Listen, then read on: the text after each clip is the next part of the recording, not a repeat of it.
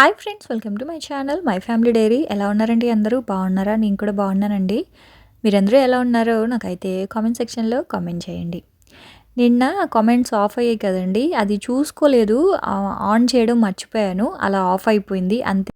So ఇంక ఇక్కడైతే early morning లేచానండి. పిల్లలకి స్కూల్స్ అయితే స్టార్ట్ అయిపోయాయి కదా, అందుకని చెప్పి 5:30కి అలారం పెట్టుకున్నాను. అయినా సరే 5కే లేచేసాను. నాకేంటంటే ఒక కంగారు అనమాట, టైంకి లెగుస్తానో లేగనో అని చెప్పి. ఈ 10 డేస్ బాగా రెస్ట్ తీసుకున్నాను.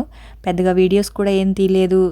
ఈ 10 రోజులు కొంచెం బాగా బద్ధకంగా లెగడం ఇట్లానే అయిపోయింది. సో ఇంక ఇప్పుడు స్కూల్స్ స్టార్ట్ అయ్యాయి కాబట్టి ఇంకా టైంకి లెగుస్తానో లేగనో అనే భయంతో నైట్ అంతా నిద్ర కూడా పోలేదు. ఇంకా 5:30కి అలారం పెట్టుకున్న, 5కే లేచేసాను. ఇంక ఇప్పుడు లేచాను కదా, ఎలాగో ఇంకెందుకులే పడుకోవడం అని చెప్పి ఇంక లేచి స్టవ్ మీద టీ పెట్టేశాను, అలాగే రైస్ పెట్టేశాను.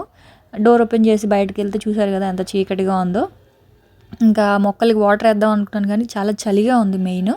సరే తర్వాత వేద్దాంలే టీ తాగేసి అని చెప్పి ఇంకా వంటగదిలోకి అయితే వచ్చేసా మళ్ళీ. ఇవి నైటే బొబ్బర్లు అయితే నానబెట్టేశాను. ఇవాళ నేను బొబ్బర్లు కర్రీ అయితే చేస్తున్నాను. ఇవి కొంచెం హైబ్రిడ్ బొబ్బర్లా ఉన్నాయండి. మామూలుగా బొబ్బర్లు ఇంత లావు ఉండవు, కొంచెం చిన్నగా ఉంటాయి. ఏంటి కొంచెం పెద్ద పెద్దగా ఉన్నాయి పప్పు. సో అది అందుకని చెప్పేసి ఇంకా కుక్కర్లో పెట్టేస్తున్నా. మామూలుగా అయితే కలిపి కూర వండేస్తాను, అంటే పోపు పెట్టేసి బొబ్బర్లు కూడా దాంట్లో కలిపి కూర వండేస్తాను. కానీ ఇప్పుడు ఏంటంటే ఆ బొబ్బర్లు కొంచెం లావుగా ఉన్నాయి కదా, టైం పడుతుందని చెప్పి ముందుగానే ఉడికిస్తున్నాను అనమాట. ఆ తర్వాత ఇంకా టీ అయితే మరుగుతూ ఉన్నాయి, రైస్ కూడా పెట్టేశాను. బొబ్బర్ల కర్రీతో జీరా రైస్ అనమాట. జీరా రైస్ తోటి బొబ్బర్ల కూర చాలా బాగుంటుంది. అలాగే ఇడ్లీ, ఇవాళ టిఫిన్ అయితే ఇడ్లీతో కూడా ఇడ్లీతో కూడా ఆ బొబ్బర్ల కూర చాలా బాగుంటుంది. ఇడ్లీతో కానీ, దోశతో కానీ, చపాతీ, పరాటా ఇట్లా దేంతో అయినా సరే బొబ్బర్ల కూర చాలా బాగుంటుంది. ప్లెయిన్ రైస్తో మాత్రం అంతగా బాగోదు. సో అందుకని చెప్పేసి ఇంక ఇవాళ ఇడ్లీలోకి ఇంక వేరే చట్నీ ఇట్లా ఏం చేయట్లేదు, ఆ బొబ్బర్ల కూర అనమాట. జీరా రైస్ చేసేస్తాను. సో పిల్లలకి మా వారికి జీరా రైస్, బొబ్బర్ల కర్రీ అనమాట. సో ఇంక ఇక్కడ ఏంటి అంటే ఇడ్లీ పెట్టేశాను. ఇడ్లీ ముందు రోజు 8 o'clockకి పిండి కలిపానండి. పిండి పులవదేమో అని చెప్పేసి కొంచెం కంగారు ఉండింది కానీ పర్లేదు, బాగానే పిండి అయితే పులిసిపోయింది. ఇంకా ఇడ్లీ అయితే పెట్టేస్తూ ఉన్నాను. త్వరగా ఇడ్లీ పెట్టేస్తే పిల్లలు తినే టైంకి ఆ ఇడ్లీ కొంచెం చల్లారిపోద్ది కదా, సో అప్పుడు వాళ్ళు తినడానికి ఈజీగా ఉంటుంది కదా అని చెప్పి ఇంకా ముందైతే ఇడ్లీ పెట్టేశాను. ఇంకా పిల్లల్ని లేపలేదు. సో నేను టీ తాగి, ఇంకా టైం ఉంది కాబట్టి ఇంకా నేనైతే టీ తాగుతా ఉన్నా. టీ తాగేసి పిల్లల్ని అయితే లేపి మొక్కలకైతే వాటర్ వేసేసి ఇంకా ఈ లోపల అవన్నీ ఉడికిపోయాయి. రైస్ ఉడికిపోయింది, అలాగే ఇడ్లీ ఉడికిపోయింది, బొబ్బర్లు కూడా ఉడికిపోయాయి. ఇంక ఇక్కడ ఏంటి అంటే బొబ్బర్లు కూర చేయాలి కదా, అందుకని చెప్పి టమాటాలు, ఉల్లిపాయలు 2 కలిపి ఇలా చాప్ చేసేసుకుంటా ఉన్నాను.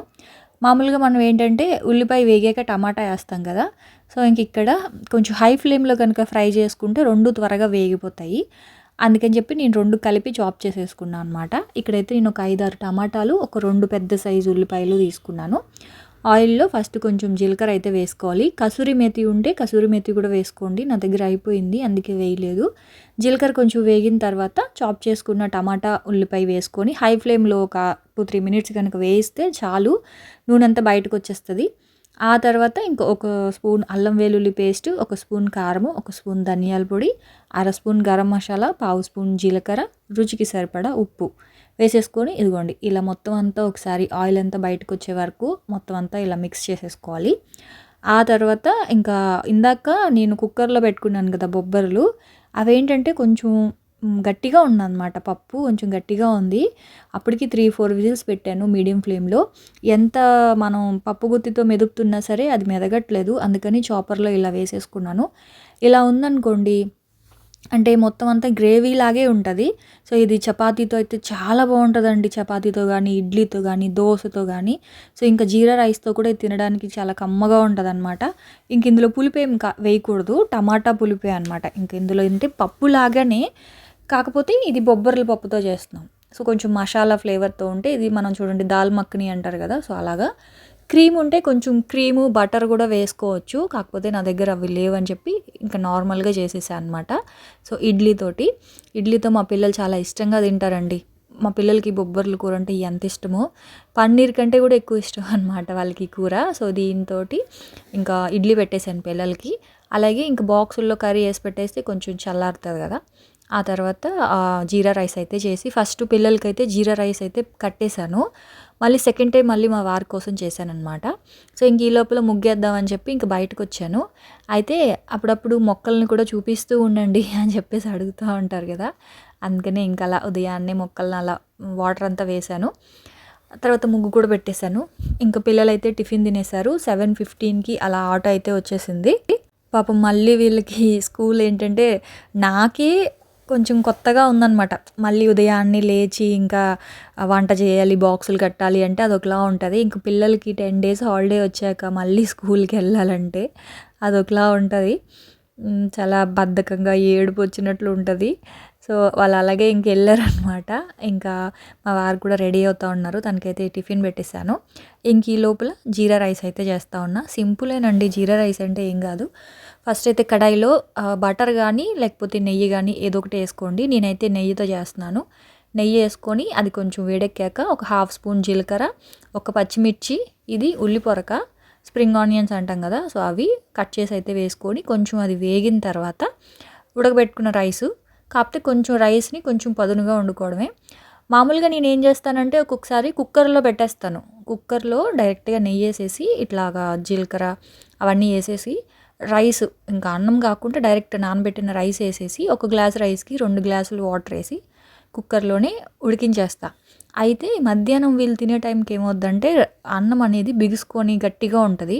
అదే మనం ఇలా గనక కొంచెం ఫ్రై చేసి కట్టామనుకోండి, ఫ్రైడ్ రైస్ లాగా, మధ్యాహ్నం అయినా సరే పొడి పొడిగా ఉంటుందన్నమాట.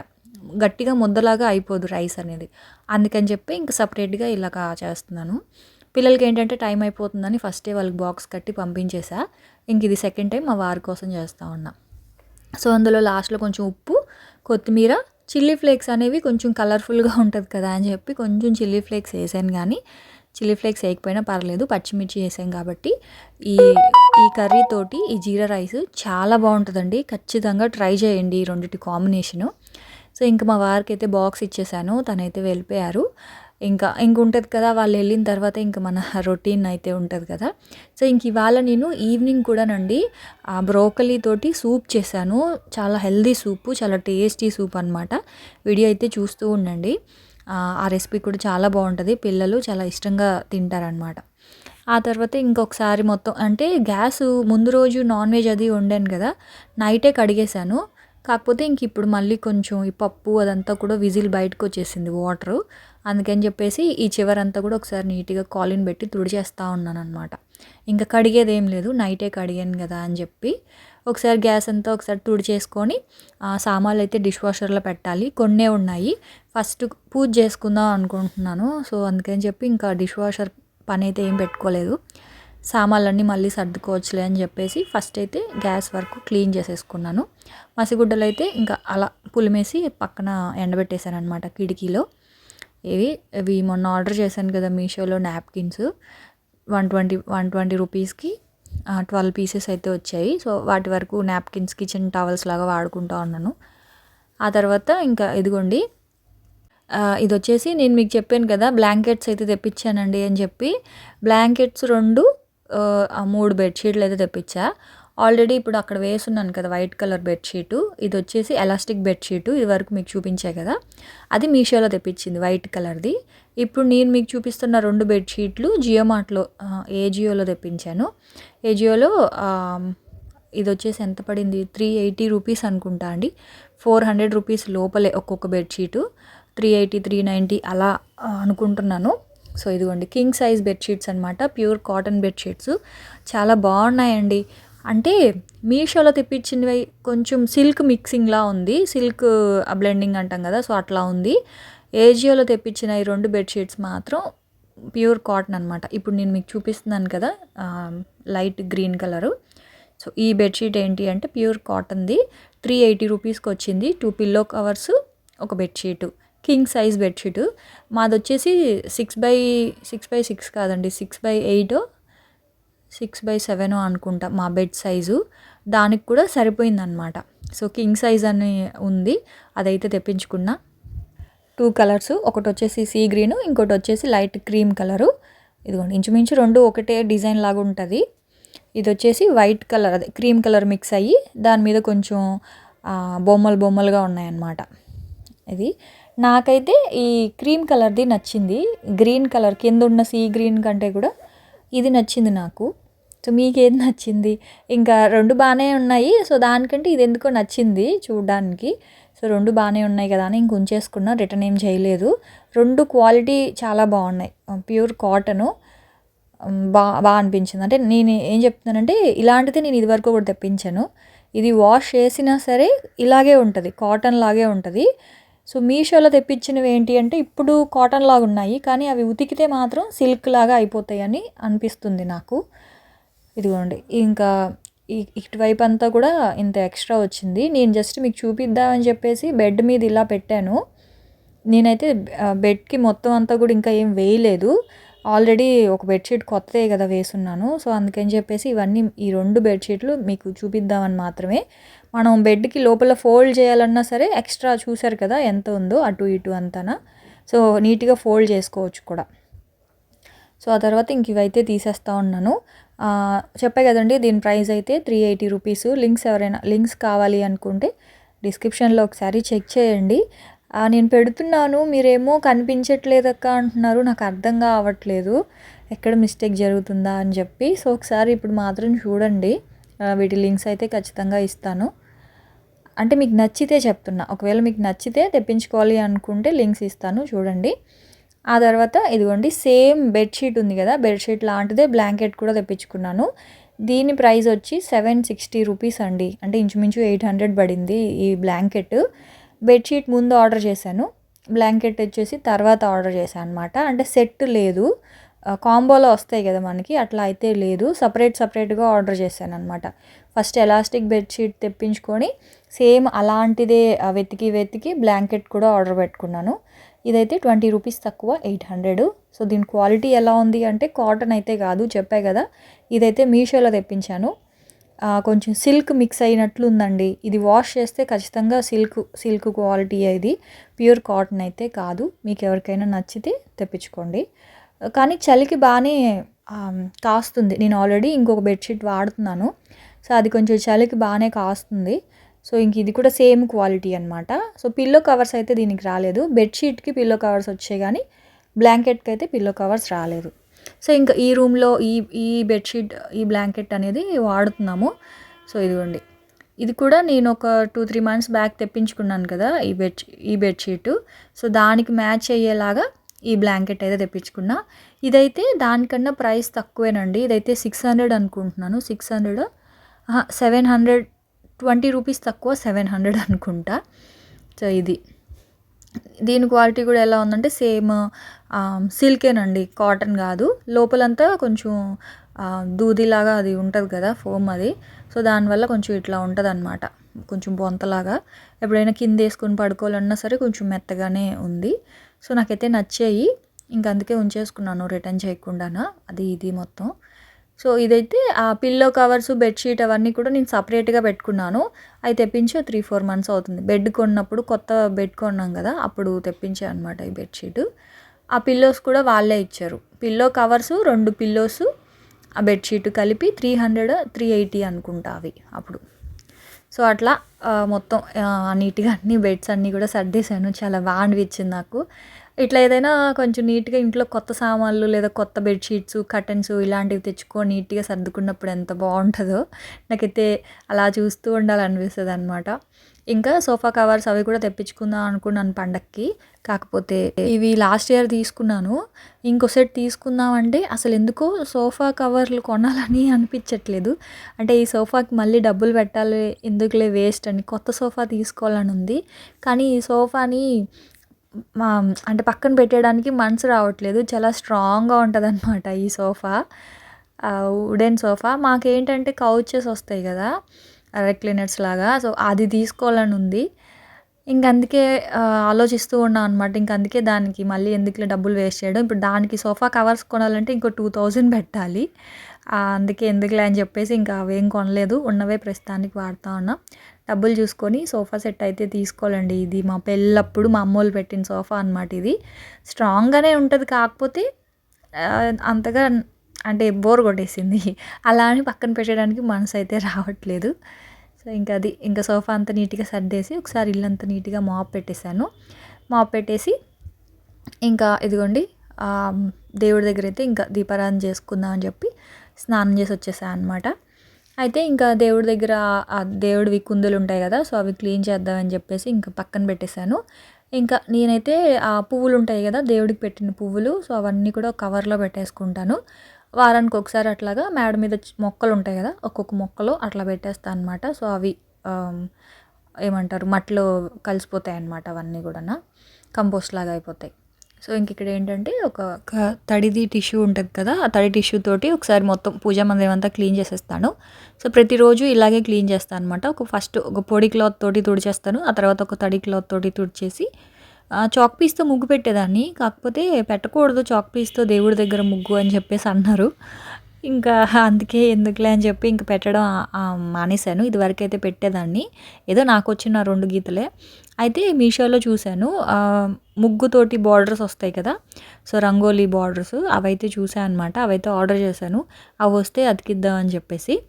అవేంటంటే సంక్రాంతికి ముందే ఆర్డర్ పెట్టాను. అవి నేను ఆర్డర్ చేశాను అనుకుంటున్నాను, కానీ అది ఫెయిల్ అయిపోయిందో మరి అది ఏంటో నాకైతే అర్థం కాలేదు. కానీ అది ఇప్పుడు వచ్చి అవ్వలేదు. తర్వాత మళ్ళీ చూసి మొన్నే పెట్టానమాట.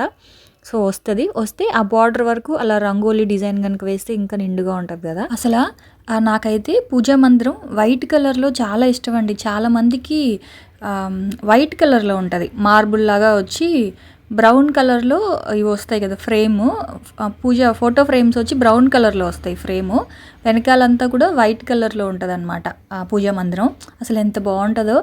అయితే నేను వైట్ కలర్ వాల్పేపర్ తెప్పిద్దాం అని చెప్పేసి ఒకసారి తెప్పించాను కూడా, ఆ క్వాలిటీ బాగాలేదు. అప్పటి నుంచి మళ్ళీ తెప్పిద్దాం అనుకుంటున్నాను, కానీ ఎందుకులే డబ్బులు వేస్ట్, క్వాలిటీ బాగోకపోతే మళ్ళీ డబ్బులు వేస్ట్ అయిపోతాయి. లాస్ట్ టైం అలాగే వేస్ట్ అయింది, అందుకే ఇంక అలా ఉంచేశాను. సో చాలామందికి తెలియదేమో, అంటే మా పూజా మందిరం అనేది వుడెన్ షెల్ఫ్ కాదండి, అది మామూలు ఏమంటారు పూజా మందిరమే. దానికి వాల్పేపర్ అంటించా, వుడెన్ వాల్పేపర్ అనమాట. సో ఇంక ఇదే బాగుంది కదా అని ఇంక అదే ఉంచేశాను. దానికే ఇట్లా చిన్న ముగ్గులాగా ఏదైనా డిజైన్ అయితే తెప్పించాలి, అది తెప్పించాక చూపిస్తాలేండి మీకు. ఆ తర్వాత ఇంక పూజ అయితే అయిపోయింది. పూజ చేసుకున్న తర్వాత ఇంకా కొంచెం టిఫిన్ అది తినేసి కొంతసేపు video editing works, voice over ఇచ్చుకోవడాలు ఇట్లాంటివన్నీ ఉంటే ఇంకా మిగతా పనులు ఉంటాయి కదా, ఇంట్లో పనులు అవన్నీ చేసుకున్నాను అనమాట. ఒక 1 అవర్ నిద్రపోయి లేచి ఇప్పుడు టైం అయితే 3 అయ్యింది. ఇంక ఇప్పుడు ఏంటి అంటే ఇంకా పిల్లలు వచ్చేస్తారు కదా, సో వాళ్ళకి ఈవినింగ్ స్నాక్ అయితే ఖచ్చితంగా ఏదో ఒకటి చేస్తాను. సో ఇప్పుడు ఏంటంటే బ్రోకలీ సూప్ అయితే చేస్తూ ఉన్నా. సో బ్రోకలీ కొన్ని బ్రోకలీ అయితే ఉంచుకున్నాను, రేపు ఫ్రైడ్ రైస్ చేద్దాంలే అని చెప్పి. సో ఇంక ఇప్పుడైతే బ్రోకలీ నీట్గా కడిగేసి కడాయిలో ఒక చిన్న క్యూబ్ బటర్ వేసుకున్నాను. అందులో ఒక 5-6 వెల్లుల్లి రెప్పలు, ఒక పెద్ద సైజు ఆనియన్ అయితే కట్ చేసి వేసుకున్నాను. అయితే ఇక్కడ ఫ్లేవర్స్ అనేవి మీ ఇష్టం అండి. కొంతమందికి మసాలా ఫ్లేవర్ ఇష్టం ఉంటుంది. సో వాళ్ళు ఏంటంటే మసాలా దినుసులు వేసుకోవచ్చు, లవంగాలు, దాల్చిన చెక్క, బిర్యానీ ఆకు ఇట్లా వేసుకోవచ్చు.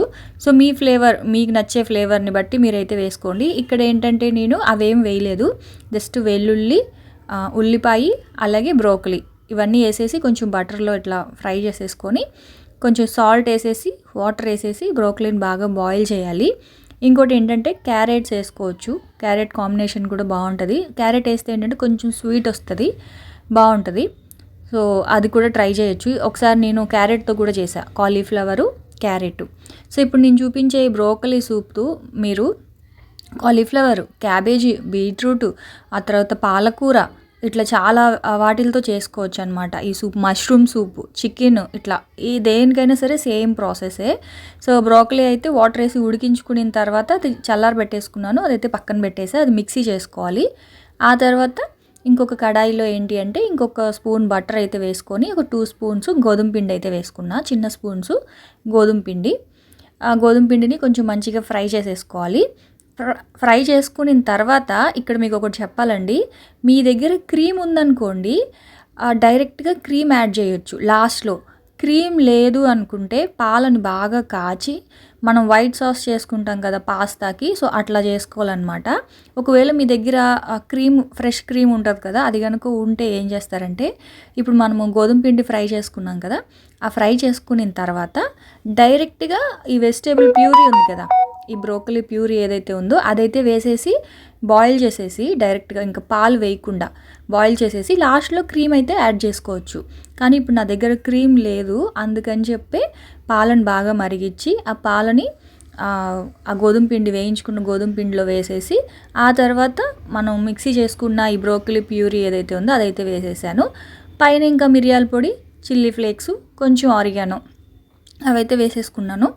అంతే, ఇంకా సిమ్లో పెట్టేస్తే అది కొంచెం మంచిగా బాయిల్ అయితే మనకి మంచి బ్రోకలీ సూపు ఈ వింటర్లో ఈ చలికాలం తాగడానికి సూపులు ఎంత హాయిగా ఉంటాయోనండి.